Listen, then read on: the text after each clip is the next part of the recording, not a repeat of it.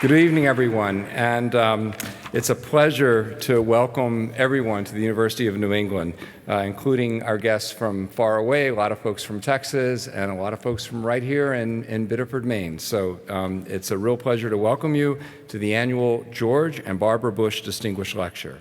And it's nice to see many UNE students with us tonight as well. I especially welcome our students. Members of our faculty, our professional staff, we have many university trustees in the room, and I'm very grateful for your service and for being here with us tonight. Friends of the Bush family, neighbors here in Maine, and all gathered together for a signature event that we do annually here at UNE. Today we're honored to host our 13th lecture in this amazing series, and we welcome the Honorable John H. Sununu, who will present the Indispensable Presidency of George H.W. Bush, and the Honorable Andrew Card, Jr., who will serve as tonight's moderator. You'll learn more about these exemplary Americans shortly, but let's start the night by showing them just how grateful they are, or we are, that they're here with us at UNE.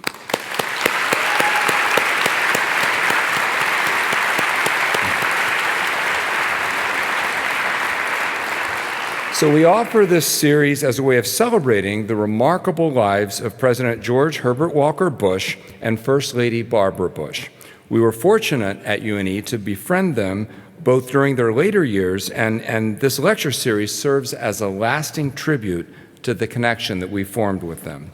The distinguished speakers it has brought to our campus have graced us with much wisdom, and I'm sure this year's guests will do the same. During the first several years of this event, the President and Mrs. Bush would sit down right here in the front row, surrounded by adoring friends and family members. Although they are no longer with us, their presence continues to be felt here at UNE. Our George and Barbara Bush Center, where my office is located, reminds us daily of these two iconic Americans for whom it is named. Furthermore, our George and Barbara Bush exhibit chronicles the Bush family's love affair with the Maine coast, the presidential years, and the Bush connection to UNE.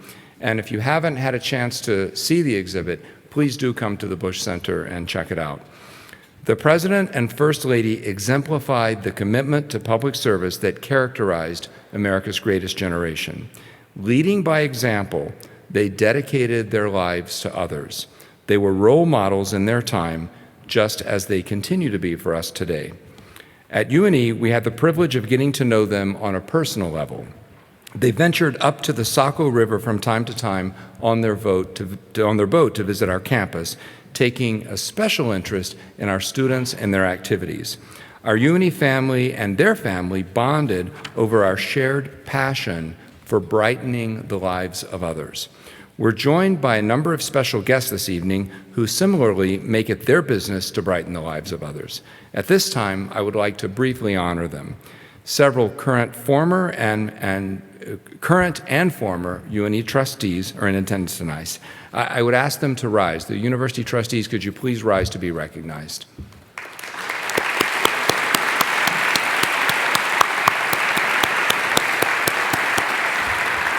Thank you so much for your service to UNE. As many of you know, this series has been made possible by the leadership and support of the Whalen family. While we will continue to miss our late friend Peter very much, we're grateful that his wife Rosalind and their son Paul are with us here this evening. Rosalind and Paul, could you please stand to be recognized? Thank you. And thank you very much for your ongoing support of this series. We're also fortunate to be joined by many friends and family of the President and the First Lady. Please join me in welcoming these very special guests tonight, friends and family of the Bush family. The George and Barbara Bush Foundation also deserves recognition for its invaluable partnership in making the series successful. I'd like to especially recognize Hutton Higgins and Audrey Fidel with the Foundation for their invaluable assistance in helping us pull together the logistics of tonight's event. Hutton and Audrey, would you please stand? Where are they? Thank you so much. Headquartered in College Station, Texas, the Bush Foundation exists to preserve the historic legacies of President and Mrs. Bush. The foundation coordinates and promotes education and service-oriented efforts at the George H.W. Bush Presidential Library and Museum and at the Bush School of Government and Public Service at Texas A&M University. At this time, please join me in welcoming the Foundation's CEO, Max Angerholzer, to the podium to introduce tonight's speakers. Thank you. Max?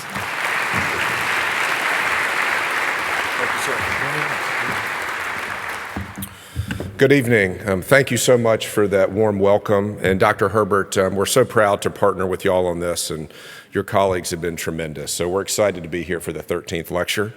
As all of you know, President and Mrs. Bush were very proud to be part of the Maine community.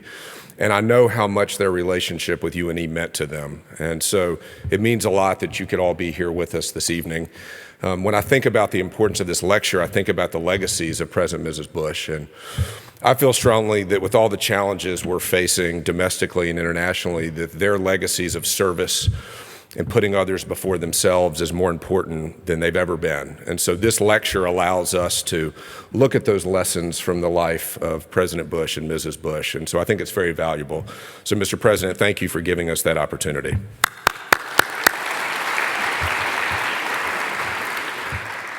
So I am going to attempt to introduce these amazing gentlemen in a minute, but before I do, and this is going to be a mistake because you always forget someone, and if I forget you, I apologize, but I'm going to do my best. As Dr. Herbert mentioned, we're very fortunate to have some important Bush Foundation individuals with us, and we're very thankful that they came to Maine for this. So I'm going to try to acknowledge a couple of them real quick, and John, I promise I'll be brief. I know we're on a tight schedule here. First and foremost, the longtime chief of staff to President Bush out of the White House, she wrote an amazing book called The Man I Knew. If you have not read it, I expect you to read it in the next couple of days. Jean Becker. Jean, are you here with us? If you'll wave.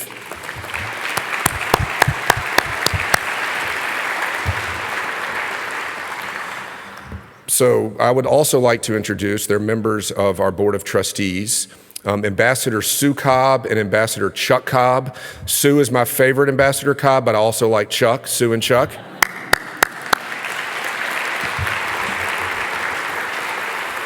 Another trustee, Bobby Kilberg. Bobby, will you raise your hand, please? Thank you. John White. John, are you with us? Thank you, John. And then we have an amazing board of trustees, but it's always good to bring some new energy to the board. And so our two newest trustees, Roxanne Newman and Trey Yates, are with us. Thank you both. We also have a couple of our advisory council members here, Ann Brock and Tom Collimore.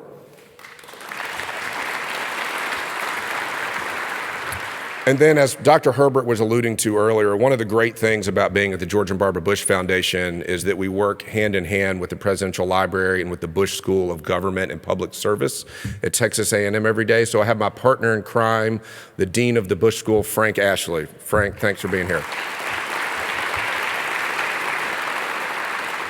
So I feel like I've got about 100 bosses, but my most important boss is the chairman of our board, who is a nephew of George H.W. Bush, Hap Ellis. Hap could not be with here tonight, but his boss and wife, Robin Ellen, is with us. Robin?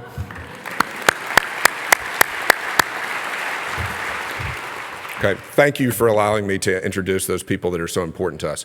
Okay, so when you think of this lecture and what it stands for, I can't imagine two people who are better qualified to do it than the gentleman we have with us here this evening. That's because they've lived their life the way President and Mrs. Bush did, and they've been devoted to public service, and they are selfless leaders, and we're proud to have them here. Our first speaker is Governor John Sununu. I know this is a cliche. He needs no introduction, particularly in New England, but Governor Sununu, he has, and this is a big deal, he has a PhD in mechanical engineering from MIT. And he started as an academic, and he was a senior faculty member at Tufts. But the thing that impresses me most is that in the mid-70s, because he said he was curious, I asked him this earlier, he decided to run and get elected to the state legislature in New Hampshire. So he's working in Massachusetts. He's in the state legislature in New Hampshire, and he's driving back and forth constantly. And I think that's pretty damn impressive, Governor. So thank you for that service. He was a 3-term governor of New Hampshire. And then most relevant for why we have him here with us tonight, he was the extraordinary chief of staff to George H.W. Bush. The second book on your reading list is The Quiet Man, which is his biography of President Bush, and it's extraordinary. So if you read that biography and Gene's biography, you're going to have a whale of a time. I strongly recommend it. He's also on our board of trustees. So Governor Sununu, thank you very much for all you do.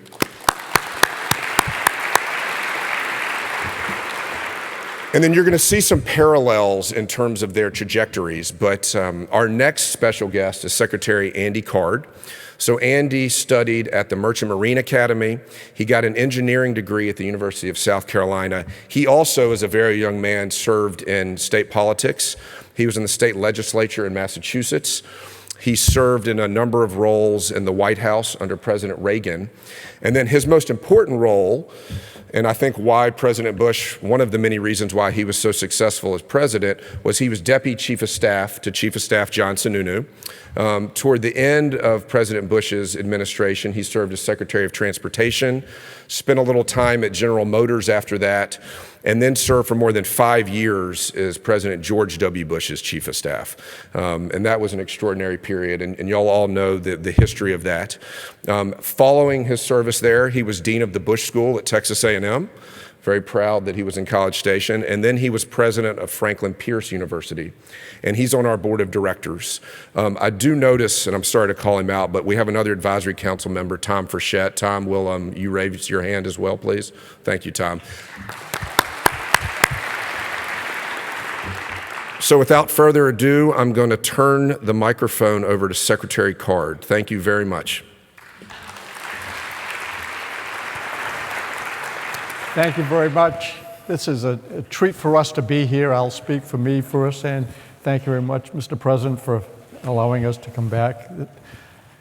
John Sununu is a remarkable man, and I had the privilege of meeting him when I was first getting involved in politics, and I was on the planning board of Holbrook, Massachusetts. 5-year term, no pay, Thursday nights, curb cuts, cul-de-sacs. And I went to a regional planning board meeting of New England, and it was all the way out in Pittsfield. Holbrook is not close to Pittsfield, Massachusetts. It's not very close to Boston. And I remember driving out to get to Pittsfield to go to this regional meeting of planning boards. And I walked into the room, and it was a ballroom at a hotel. There was probably 70 people there. The room was set up for probably 700. And it was probably about 20 minutes late coming into the meeting, and there was a fellow at the front of the room who was being very articulate and very forceful in stating his particular concerns and interests. And I saw this woman sitting down, and she was either crocheting or knitting or something, and I said, "Who is that speaking?" She said, "Oh, that's my husband, John Sununu." He was on the planning board of Salem, New Hampshire. So I first met John Sununu as a planning board member. I came to realize, and this is not hyperbole, he's the most intelligent person I have ever met. His breadth of knowledge, the quickness of mind, the ability to see through the fog to discover what we need to look at, and his vision for the future. The truth is, I haven't met anyone else who had a better intellectual capacity than John Sununu. And I'm saying that not cynically, because I actually did my homework. Yes, he's a member of Mensa. If you've ever met anybody who is a member of Mensa, they're pretty proud of it. There's a group of Mensa that is recognized as mega, and it's a very small percentage of the people who are eligible to be called Mensa. John Sununu is mega within the Mensa world. His IQ was higher than Stephen Hawking's. He is really unbelievably intelligent. There were times, however, when I would say to him, "You're just not that smart." But bringing his intelligence into government was a tremendous gift for the state of New Hampshire, where he was a phenomenally successful governor of a small state that made a big difference to the rest of the world. And I got to witness that as being the liaison to the governors for President Reagan, when Governor Sununu was very actively involved in the National Governors Association and was the premier governor in the membership of the National Governors Association. And I came to have great respect for him. You all know my love of George H.W. Bush. And I was very involved in George H.W. Bush's campaigns when he first ran for president. I was intimately involved in his campaign when he successfully did run for president of the United States, and involved in New Hampshire. And Governor Sununu was the chairman of that campaign effort, and I had the privilege of working very closely with him. But the joy for me was watching how John Sununu made George Bush a better president. And it was because of his intellect, because of his compassion, because of his empathy for governors, his empathy for leaders in state government. He defined what a noble public servant is, and he taught me how to do the job. John Sununu is really a remarkable man. He's strong in his faith, strong in his love for his family. He loves the state of New Hampshire. And yes, that first in the nation primary is really important, and he made sure that it was stayed important. But he also helped make a president. And that president, I think, is the greatest one-term president in the history of the country. So I would like to ask John Sununu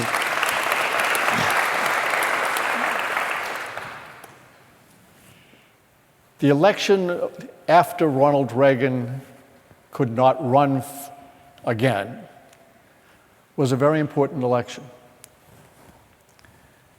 And the election that resulted in George W. Bush winning is something that John Sununu recognized as uniquely challenging.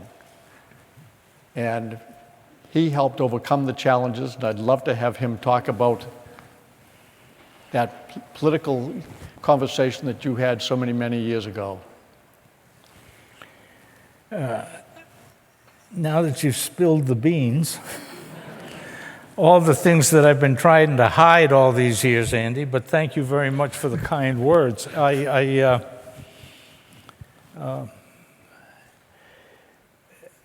First of all, let me thank UNE and the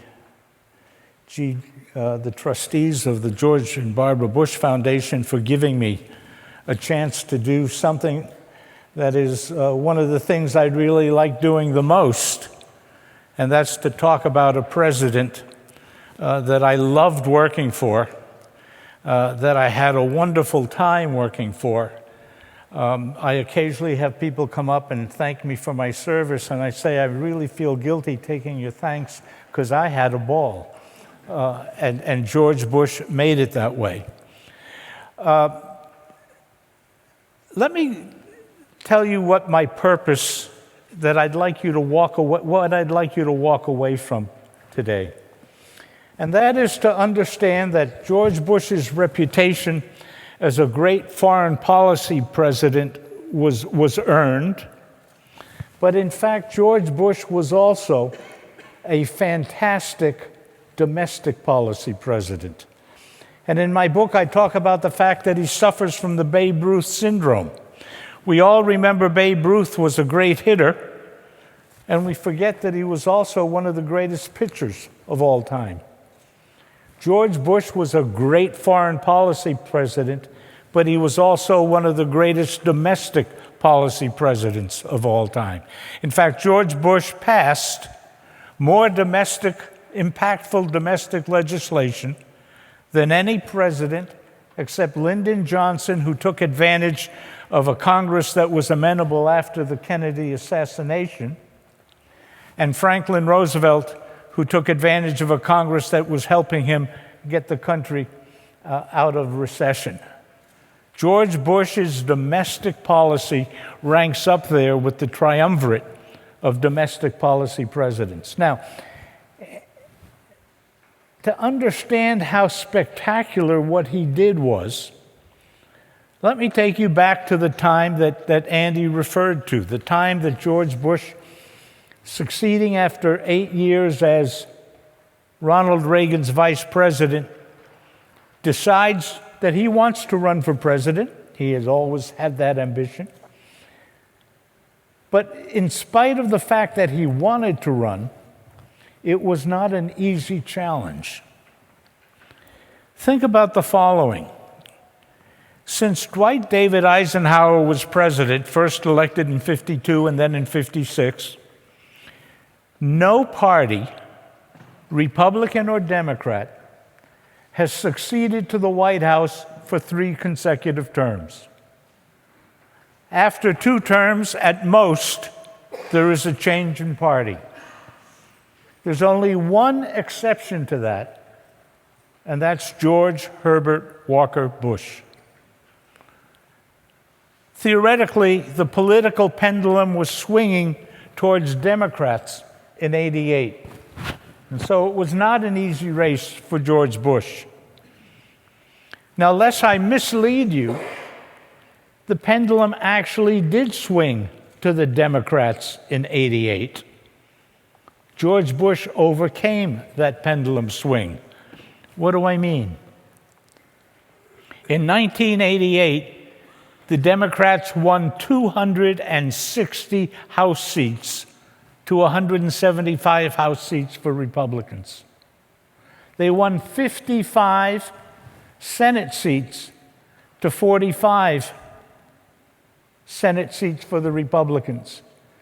And they won nearly 8% more of the vote in the election cycle, 8% margin over Republicans in the congressional votes. So George Bush's victory was an exceptional victory of a man running against the political tide and running with an agenda that resonated with the public. The interesting thing is that the complications he had in order to get his domestic policy through went beyond just what that election evidence indicated. George Bush was coming to the presidency right after the Iran-Contra situation. And that had created a tremendous divide between a democratically controlled Congress and a Republican executive branch. On top of that, within a week after the inauguration, we all discovered that the country had a savings and loans problem, a financial crisis that could have been of the same magnitude of the problems that we had in '29 and the problem that hit George W. Bush at the end of his term in 2008. So George Bush is coming into office with a Democratic pendulum swinging politically in the country, with a Congress as stacked against him as any Congress has been against a Republican president in nearly a century. And yet he comes to office with a very clear-cut agenda in mind and a very clear-cut plan of what he would like to accomplish. And I think that's what Andy and I are going to discuss with you today. A, how he developed that plan, and B, how successful he was in getting virtually 90% of his domestic agenda through the Congress. That election was a really dramatic election, ran counter to what the pundits had predicted. But President Bush, when he did get elected, recognized the opportunities that would come by having good people around him. And literally, one of the first choices he made was to have John Sununu be Chief of Staff. President Bush had a great domestic agenda that he didn't really understand as well as Governor Sununu understood.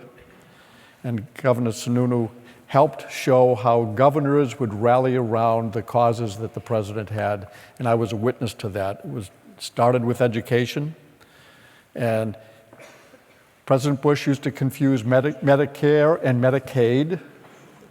John Sununu made sure he knew the difference, invited the president-elect to get together with governors very early on to talk about some of the challenges. And I was a witness to the team that he invited to build a team in Washington, D.C. And literally, he wanted John Sununu to be chief of staff. And that was something that the pundits had not predicted. The pundits had predicted someone maybe from Texas, maybe from another state, but it wasn't New Hampshire. And I remember President-elect Bush saying he wanted John Sununu to be his chief of staff, and was really grateful to be invited to be able to help brief him on the opportunity and the challenges, and then to witness how he accepted the responsibility, how John Sununu accepted the responsibility and went about building a team. The White House team on public policy was probably the best of any White House team ever put together. But the way the White House worked was the way John Sununu worked. And it was one of collegiality, respect, and fun. Probably the staff meetings in the West Wing of the White House were the most enjoyable during my entire tenure in government when John Sununu was chief of staff. And he would be at one end of the table meeting with the staff, and at the other end of the table was another very smart person named Dick Darman, and they would go at it. And the last 20 minutes of almost every meeting was always filled with laughter. It was also filled with motivation, and people left the room with more knowledge when they walked into it because they came, they delivered their point of view, and then listened and reacted. So why don't you talk about, first of all, some of the team members you brought in, and I'm going to start with Roger B. Porter. Yeah, President Bush really did come into office with, by the time he was elected, a clear vision of what he wanted to accomplish. I emailed Andy a copy of one of the papers I had in my file.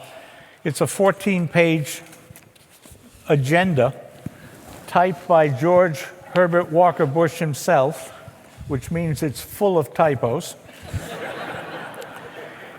which was the reflection of a long period of time of talking about these things from 1987 to Election Day in 1988. And President Bush really did dedicate himself to setting out an agenda. And we'll talk a little bit about how he developed it. But we did need good people to make this agenda come true. We needed people who could go up to Congress and, instead of just talking in general terms about these issues, would always know more about the issue they wanted to put into a piece of legislation for George Bush than the senator's staff, the congressman's staff, and everybody else on the Hill. And that was our strategy, that we had a White House full of people that understood the implication of how you fund programs, what flexibility you give in programs, what lack of flexibility you give in programs, what requirements you put into them. And so we put a staff together. Andy mentions Dick Darman. Dick Darman was the president's selection to be the director of the Office of Management and Budget. Dick Darman knew more about where every penny in government was spent and not being spent right, I think, than anybody I have ever run into in public life. He understood what made things work. He understood how to squeeze people financially to get leverage, to get the president's agenda done. He knew how to build regulations and how to have deregulation.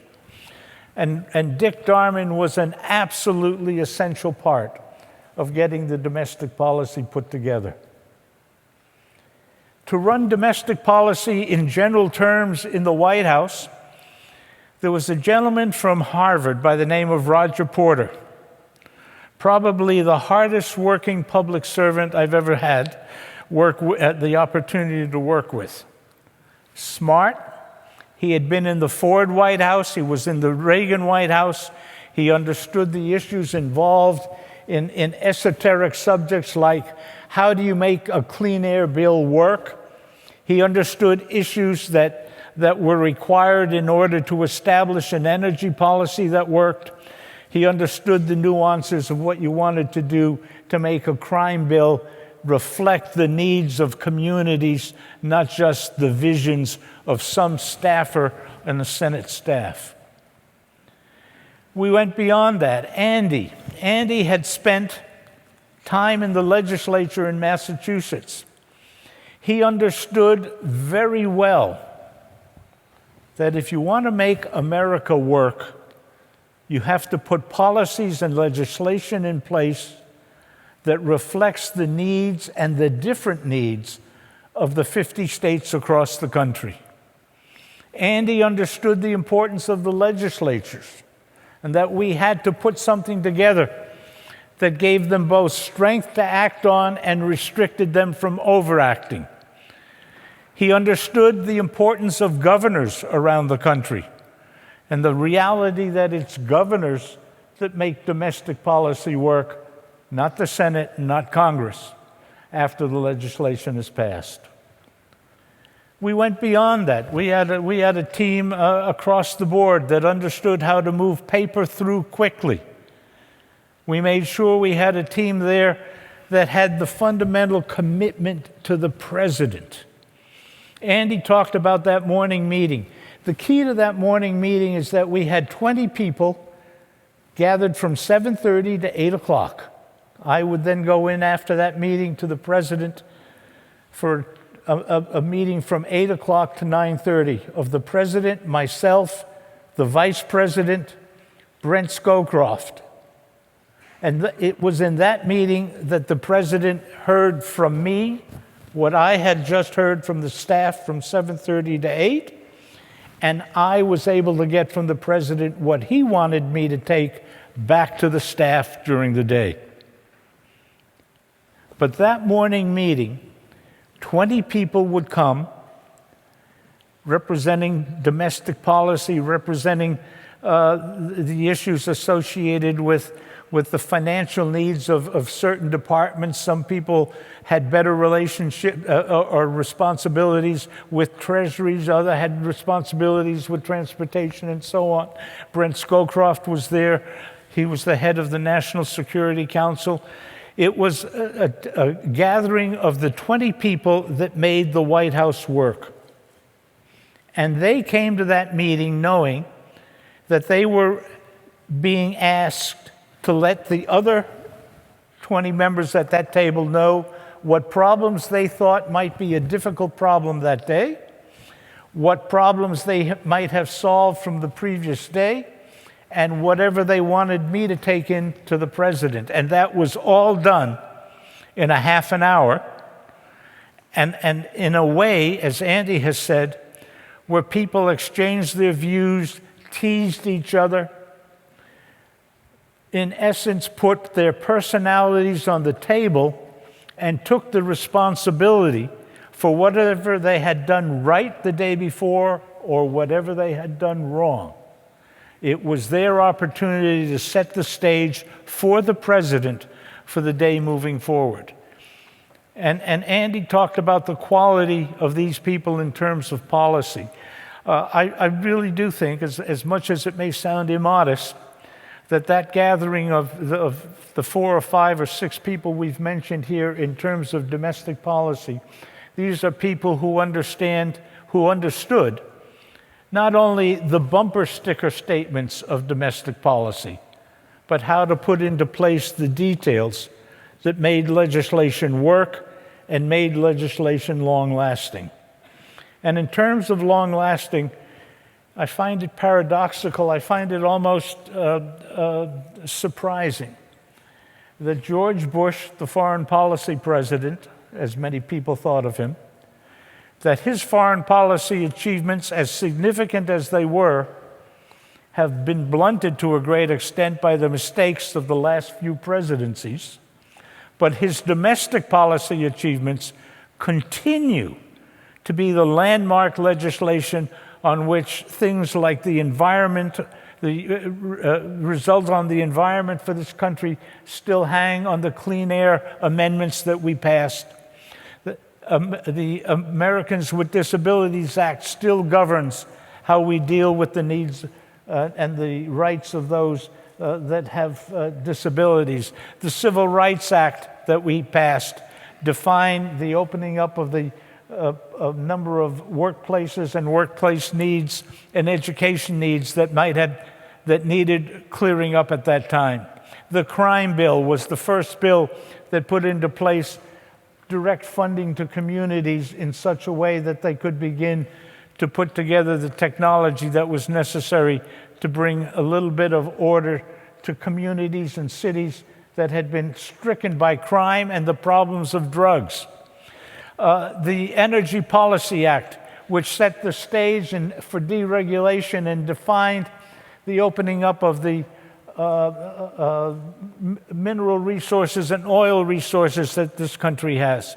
All of these pieces of legislation passed by a Republican Senate, by a Republican president, in spite of being overwhelmed by a Democrat Senate and a Democrat House of Representatives, getting them to work on the details, a president who would bring in people on a daily basis to negotiate differences if we had to. That legislation is still the effective legislation in most of those areas and was the result of George Bush being as good a domestic policy president as he was a foreign policy president. The way that some of those policies were put in place required a lot of diligence at the White House and a lot of people working with members of Congress. Why don't you explain some of the challenges that you helped overcome in getting the ADA passed the way you did? You got in with both feet, and Roger Porter and Boyd and Gray and others. Yeah, let me talk a little bit about a couple of those details just to explain why smart people can make a difference. Let's take the Clean Air Bill. There'd been a Clean Air Act since the 1970s in place, but it was unable to deal with the evolving changes in an American industry that was impacting the quality of air and water. We were having issues such as acid rain. We were having discharges into the rivers. If all you do is try and pass legislation that is punitive to those that might be causing these problems, you're not going to get good legislation.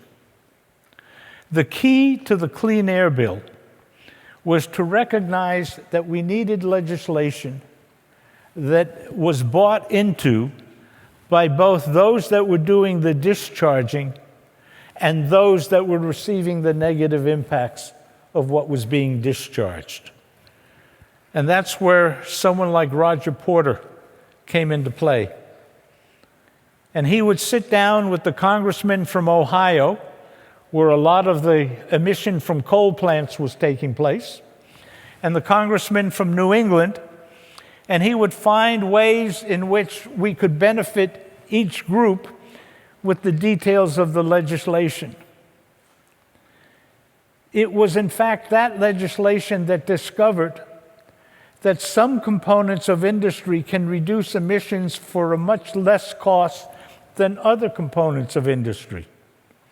And rather than requiring everybody to reduce the emissions at each and every plant, the Clean Air Bill was built on the premise that if we allow the people that can really do it cheaply to do a lot of it, in other words, what their quota would be and maybe more, then they could take the results of the more they did and sell those results to someone for whom that reduction would be much, much more expensive.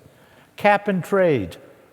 And that became the hallmark, not only of these amendments in the Clean Air Bill, but the way virtually every country now has moved in a much more efficient way to write environmental legislation.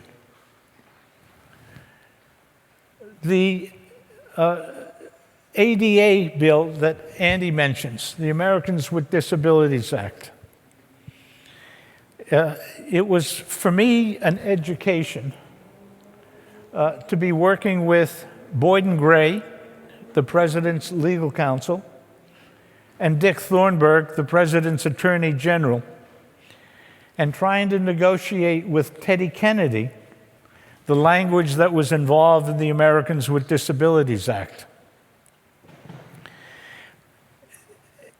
I discovered through that process that it would take, on some occasions, about 2 hours of negotiating back and forth as to whether or not a comma should be in the sentence or not. Because the lawyers would argue that the presence of the comma or the lack of presence of the comma made a difference on how courts would interpret the language that was there.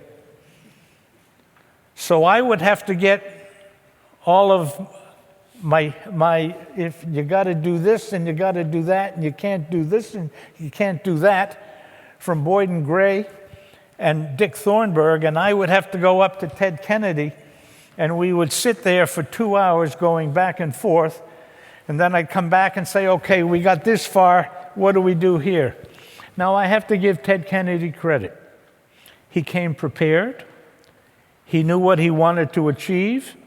He knew what he was talking about, and yet he understood that in order to get legislation that the president would sign, we had to find a compromise. And we did. There was a lot of screaming. There was a lot of anguish. There was a lot of anger. But I have to tell you, Ted Kennedy and I ended up closer friends by virtue of the process than we were before that. And President Bush, who stayed on top of every detail every day, I would have to come back and report to him. And he would sit down with Boyden and Thornburgh and myself, and we would decide what we would present to the president, and the president would mull over the recommendations, and he'd say, okay, when you go up there next time, getting the permission or the approval for language from Boyden and from Thornburgh, we would make an adjustment to take what the president wanted back up. That hard detail work most presidents don't do. George Bush did it on a daily basis, and he kept in touch with just about everything that was happening on every piece of legislation. And the beauty of working for George Bush was if I had a cabinet member in my office and we were trying to resolve something, and the cabinet member had a need that we had to make a slight change in policy, George Bush would allow me to tell the cabinet member to just sit here for a minute and I'll go get an answer. And I ran down the hall, asked the president, do you want to do this or do you want to do that? 90% of the time he could give me an answer and I would go back. Let me tell you what that does for the efficiency in policy. If I had not gotten the cabinet member an answer that quickly, they would go back and have 40 people working on position papers that they would like to send to the White House to convince us to go one way or the other. Having a president knowledgeable enough to give an answer and willing to give an answer makes the process go quickly. And it was that characteristic of George Bush that helped make his White House move legislation through Congress effectively, efficiently, and reflecting what he wanted in the piece of legislation.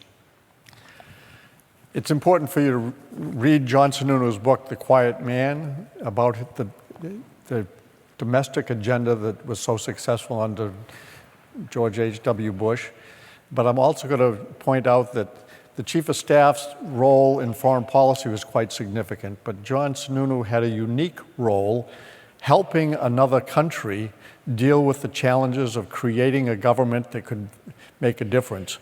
And it was when he was asked, after Gorbachev left office, to help put together a team of leadership in Moscow.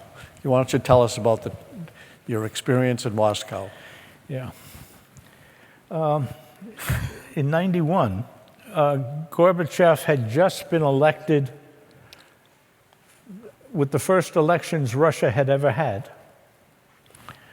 And he came to the White House after that, and he seemed to notice the way we had a schedule for the president and all the, if you will, administrative structures that we had in place for the president, how we not only scheduled him, but how the flow of paper was controlled, how responsibilities were allocated in there and all that. And so President Gorbachev asked President Bush if he would send Sununu, me, to Moscow to explain to his people the difference in running the principal office in the executive branch in Russia, the difference between running it as a dictatorship, he didn't quite use those words, but as a dictatorship versus elected. And George Bush said, okay, I'll let him go, but you know, Sununu can go either way. But we did. I took Andy, we took half a dozen of the White House staff with us, and we literally went to now no longer the Soviet Union, to Russia, and we sat down with President Gorbachev's staff, trying to explain to him that they had to make him a little more accessible in this respect and a little less accessible in that respect, how to structure his appointments, just to show you how difficult it was going to be for him to operate.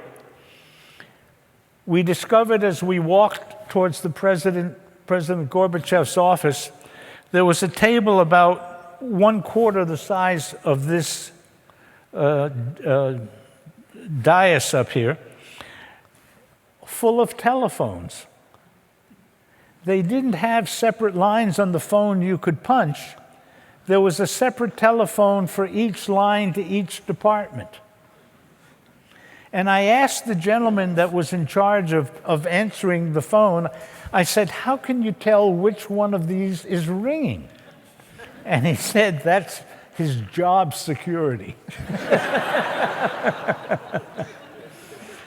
But we did go, and I will confess to one devious plant that we made there.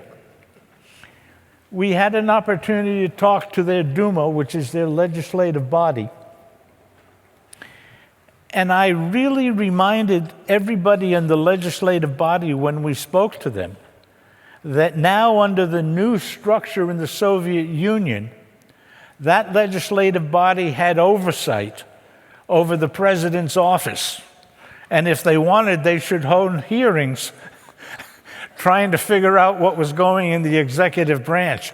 I figured if we had to suffer through that kind of stuff in the U.S., we might as well leave a little of that misery in the Soviet Union.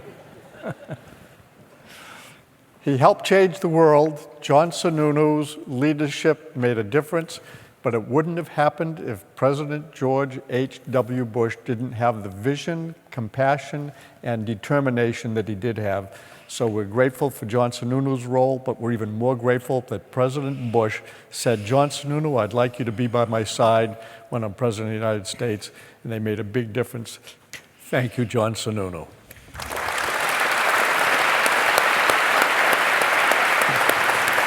You're too much.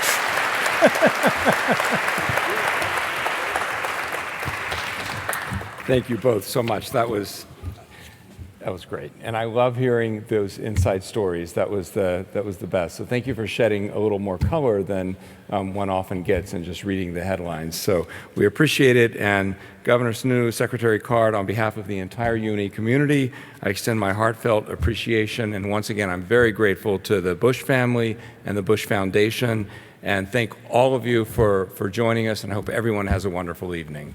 Thank you.